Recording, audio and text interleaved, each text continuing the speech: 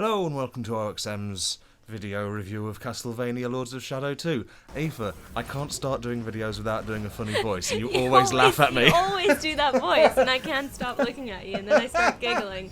Hello, yes, this is Aoife, and yes, you can introduce yourself in your normal voice now. My name's John. It just doesn't sound right. No, I can't. I don't know how to breathe anymore.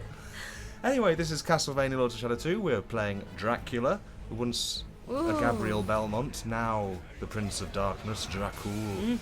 And he's just been thrown through a window. Yes, he's on a mission to find out all the acolytes of Satan. He's been recruited by Zobek, who was our ally in the first game. Yes, until the very end. Until it turned out he was only death. But you know what? I would forgive Patrick Stewart anything, so it's fine in my book. What, if he came round your house and started being death at you? Probably. Have you seen him dressed as a lobster? It's amazing. Who is this person here? This is a lady who is certainly, she describes herself as a whore of Satan.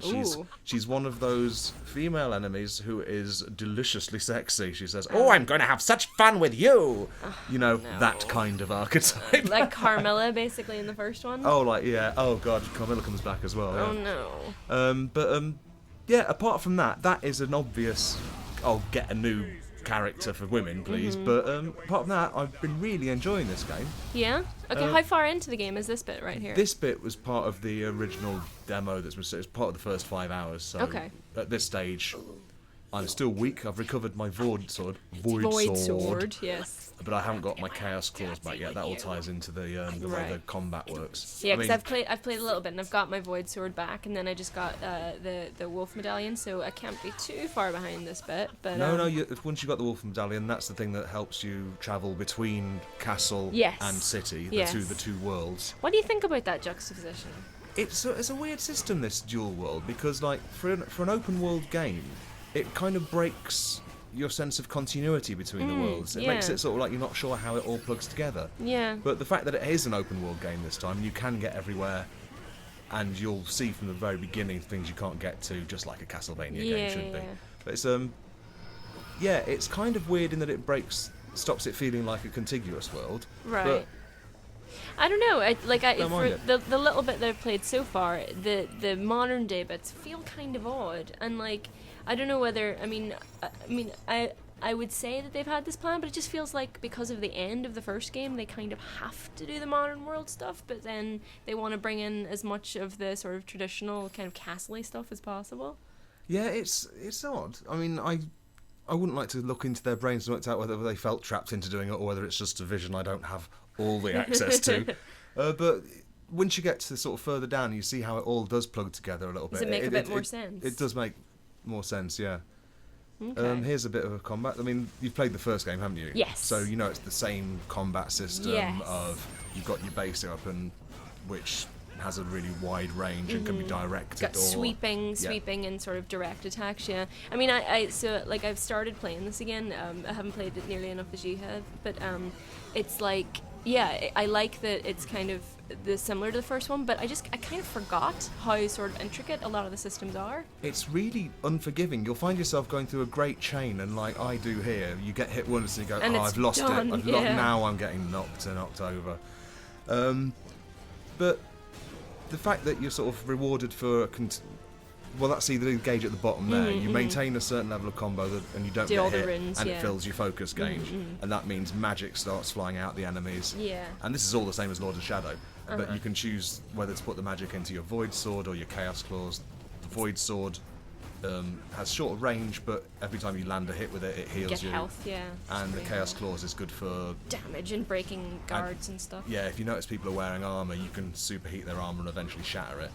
Yeah, and I like how his powers are all obviously suitably vampiric as well, themed. Last time it was It was like light and dark. It was magic, light and dark. Whereas this time it's blood. It's all blood. You funnel it into void and chaos. Yeah. Yeah, it's a good way of making the same system evil rather than sort of tied into the Brotherhood of Light. Yeah. And one thing, you do need sound for this, because like Devil May Cry? Yes. There was a kind of honor system with the enemies, like if they weren't on camera, they wouldn't attack. Yes. So like you could play the system by controlling the camera and keeping some of them out of it. Whereas that's not true. So you'll find they'll come at you. You'll find people attacking you from out of camera. So you've got to really be listening for sound cues. It's harsh, especially in a tight camera situation. Yeah, old school kind of Resident Evil sort of stuff where you're just like, what's happening? Who's attacking me? And here's more QTEs that it's this. Well, yeah, I hope they don't overuse that interlocking sales like they do 4 times in quick succession. I think one thing about this game, I think things like that, I've just moved on to a different area there. Okay. Things like that don't seem to be so much as tests of skill. Obviously, that's not a test of skill. No. What they do seem to be is this game is brilliant at is disguising loading times. Right, okay. Like, you'll find yourself in a massive corridor and intricate blocks slowly sort of assembling, and you think, wow, this is amazing. Yeah. And then you think, hang on, it's loading the next area. It is a very pretty looking game, though. I mean, I loved the art direction in the first one. Was one of my favorite things about it. Oh my god, it was beautiful. Yeah, absolutely gorgeous. And I kind of worried that the modern day sections would take a lot of the color out of it. But they don't seem to. I mean, it's more gothic, certainly, but it's less Pan's Labyrinth for sure. Yeah. Oh dear. Yeah, this bit is after the demo. So this bit is I've just had the Gorgon fight, which is where you recover your Chaos Claws. So now awesome. I'm not fully armed. You get like more things to do. Like you can get to turn into mist, which lets you travel through the gates you see all the way through, and then you get a double jump as well. A double jump, nice. Yeah, always handy. That's on the DS games, that was it. Once you got the double jump, you were there. You're flying then. So you're just using the regular weapon here, which is the Blood Whip? Yeah, and that sort of that big white explosion there, that happens whenever you do a perfectly timed block. Oh yeah, like I'm never very good with blocking, but I think in this game it's kind of a little bit critical that you actually learn to do it. It's very important, but it's kind of undermined a little bit when if you've got multiple enemies, you do the block and it'll stun the one you've attacked, which opens him up for a nice little volley of attacks. But it doesn't stop one of the other buggers, oh, look at me, my quaint language. It doesn't stop one of the other bastards coming in with an attack. Can we swear in this? Well, I'm sure they are. They are bastards. They weren't born of man. Spawn of Satan. Yeah.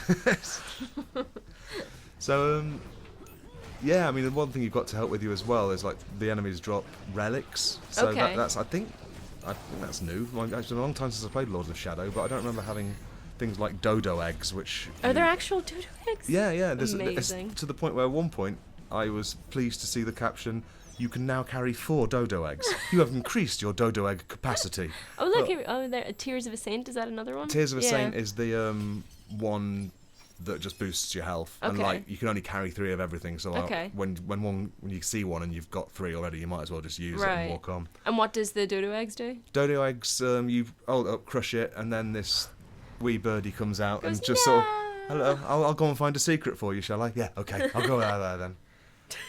This is like, it's quite lovely in the way that you can walk around and just explore, because like this area there, that's quite end game. It's sort of locked off to you. Oh, okay, but you can still see it. You can still go there and have a look and that's sort of like cool. explore all the little crannies. Yeah. And it does sort of do that all the way through, lets you sort of have a look down a little alleyway. I mean, I do, like, the one thing I found myself doing, and I was getting kind of annoyed with myself about it last night, was I just smashed it, because I found out that they hide artwork in all of the barrels lying around.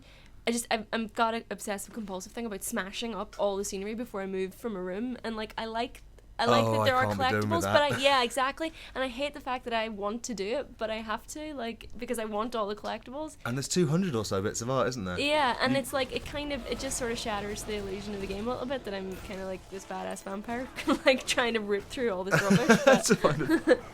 to find a picture of the monster you've just killed. No, it's yeah, it is very proud, and rightly so, of its art style, because it is very, very good. Yeah. I mean, that's just one thing I do love about Mercury Steam, is they have built a world that just sticks in your brain. Yeah. Because like some games you'll think you're enjoying when you play them, but they kind of sort of they fade from your memory. They fade almost, really quickly. Yeah, like instantly. The one that instantly comes to mind when I think of that is BioShock Infinite. Right. Like when I was playing it, I was like, wow, this is really affecting. Then it just faded back. Yeah. Whereas this is stuck in my brain, and I keep wanting to go back to it. It's just that they've just got a flair for. I mean, I remember in the first game there were so many moments where the game would take control of the camera, and they've got such a flair for this sort of mise-en-scene or whatever to get really like arty on you, but like, but you know how like there's a bit that I'll always remember, and it's when he's jumping across the seaside, like he's jumping across these rocks, and the sea is just, pulls back, and the sea's behind him, and it's absolutely gorgeous. And you see the massive scale of the game. And the game's like, fucking look at this, because this is amazing looking, you know. Yeah, because you've got such direct control of the camera now, and that's one of the big differences between this. You control the camera at all times. You don't get so many of those moments, but you do get the bits where it pulls back. Yeah, you do get a lot. I mean, it's still got a bit of a flair, like, which is good. Oh, you're. This is some of the game's stealth, which is probably where the game isn't brilliant. Okay. It's not poor, but because like you can only turn into rats at those certain where you see the pool of darkness. Yeah. It feels a lot more like there's scripted moments, and like what you've got to do is like. I mean, good stealth, or the most satisfying stealth, makes you feel like you're playing with systems. Yeah. Whereas this, you have to do pretty much what the game expects you to. You're pretty much led by the nose. There's not a lot of skill involved in that, is there? Like, so you've got the rats, and you can also, there's possession as well, right? Yes, you can distract people with bats, a bat cloud. That'll sort of make them all gather in one area so you can sneak by. And you can possess what you'll need to possess people to get through certain doors because they have identifying eyeball lookers at. I believe that's the term. Eyeball lookers at. Where are we now? Sorry for the viewers. I recorded this video last night and we're talking over it, so I've no idea what the mission is I'm currently on. Well, we found some. We found a memorial at least. Yeah, that's all stuff, information about the city. You find those in the city. I quite like the diaries that you find as well. It's quite nice to sort of, because I mean, I didn't play Mirror of Fate, but I played Lords of Shadow, and like the sort of bridging between the games, you know, of the whole Belmont clan, and sort of like everything that's happened from that time to this is quite nice. I like the fact it's all Brotherhood of Light people, and who have just come up to that point in your adventure, so they've all got something quite relevant to say about the puzzle you're just about to encounter. Yeah, I know, it's all very convenient, of course, but yeah. If only I had some kind of water freezing power, like maybe a Dracula has. Oh yeah, there was one I saw when I was playing it, and it was just like, it was written in the style of this dying man. It was like, oh, if only I had. It was exactly that, and it was like, subtlety. But alas, I must consign my bones to dust. If only someone coming after me could see this, and it was literally that subtle. There's so much of that still. Oh, you can't. They've got so many things right, you can't complain about that. No, this is it, right. And those are the relics there. And the dodo. Here's a dodo egg. That's not what dodos look like. They were famously they were not flying birds. Oh shit, yeah. I love that. It's just like, yeah, dodos did fly, and they were also kind of evil looking. Yeah, dodos flew. Suck it, say Mercury Steam. Shut up, Darwin. What do you know? Well, this is about as far as I recorded up to. So, but just to round up, this is a great game. It's easily a happy finale to the. Yeah, this is the end of Mercury Steam's Castlevania. Yeah, they've done a great story. And little stupid bits aside, like just get a woman who's not horn crazy, please. I know, just like, why, I don't know, why they have to have their tits out like every 5 minutes. Oh god, and do you remember that summon from Lords of Shadow, the one with the massive, she comes back for one, oh no! For just a moment. Excellent. Oh, anyway, it's a recommend from me. Yes, and from me too. So buy it.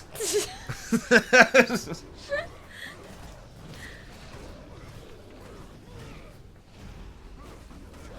it more footage on it. I don't know if you want to say more stuff.